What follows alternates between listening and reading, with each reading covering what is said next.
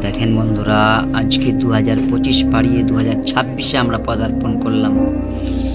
অনেকজন 2026-এ কত পিকনিক, কত গান বাজনা, কত আড্ডাবাজি, কত মদের আশায়, কত জুয়ার আসরে বসে 2026টাকে উপভোগ করছে। আসলে কি এই দিনটা উপভোগ করার দিন বলুন ভাই?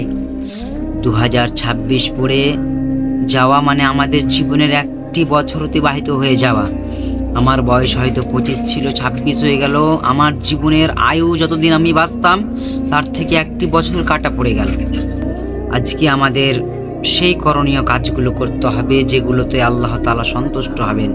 আজকে আল্লাহ তাআলার কাছে খাস করে দোয়া করা, আল্লাহ তাআলাকে বলা, হে আল্লাহ 2025-এ যে ভুলগুলো করেছি সেই ভুলগুলো থেকে শুধরে নিয়ে আমাদেরকে ভালো একটা জীবন 2026-এ উপহার দাও। হে আল্লাহ, কত মানুষকে গালি দিয়েছি, কত মানুষকে খারাপ কথা বলেছি, তাদেরকে ক্ষমা করিয়ে দেওয়ার তৌফিক দান করো। এবং হে আল্লাহ 2026টা যেন আমাদের শান্তিময় জীবন হয়।